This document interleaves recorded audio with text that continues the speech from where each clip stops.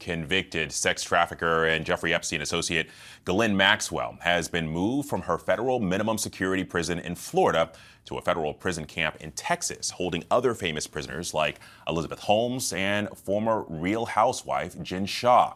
And it comes as President Trump has said that he had no idea that the reason why allegedly Epstein was going to steal underage employee Virginia Giuffre from his Mar-a-Lago resort in Palm Beach back in 2000.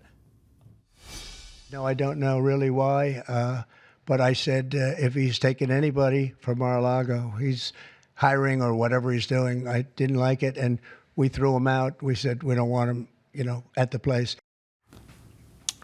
Washington Bureau Managing Editor Catherine Faulders joins me for more on this. And Catherine, first off, why was Maxwell moved?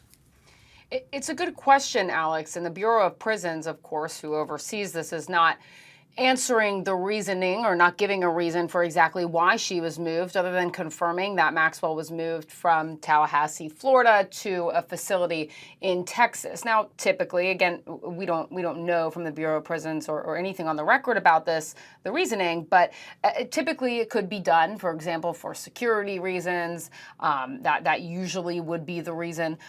So it's not totally unusual if that's the case. But the significance of this is that, of course, it comes right after, frankly, just a little bit over a week after Maxwell met behind closed doors with Deputy Attorney General Todd Blanche. We know that they met over the course of 2 days out of public view. We still don't know what happened in that meeting. What we do know, though, is that Maxwell wants to get out of prison. She is appealing her conviction up to the Supreme Court, and her lawyer indicated following those 2 days of meetings that he was, frankly, glad to hear the president's comments where the president didn't rule out a pardon for Maxwell.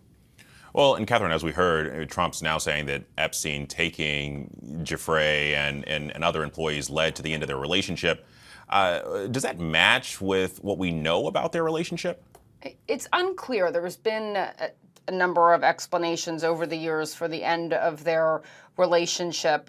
We know, at least behind the scenes, that this is something that Trump has said before. There's also been reporting about a falling out over a real estate deal, for example, and that led to the end of their friendship. But what we do know, and what has remained consistent here in the timeline of the Trump-Epstein friendship and relationship, is that Trump did say in 2019 that he had not spoken to Epstein for 15 years. There's nothing to indicate that they had any relationship that would make that timeline inaccurate. So we do know that, but it still does leave, at least Trump's recent comments, a lot of unanswered questions about what Trump knew when, of course, filling in some of the gaps from their friendship. Trump has said he's known Epstein since the 1980s. But what was important about Rachel Scott's exchange in the Roosevelt room yesterday with the president was she asked specifically, did Trump know at the time that Ghislaine Maxwell, Epstein's associate, was allegedly recruiting women, Virginia Giuffre, from his Mar-a-Lago resort? Did he know the reason why at the time? Trump claims that he didn't know the reason why at the time, and that was a big question that the family, Giuffre's family, raised as well.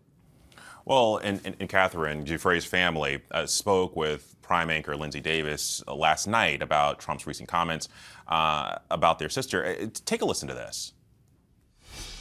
I think it came as a very big shock to the family.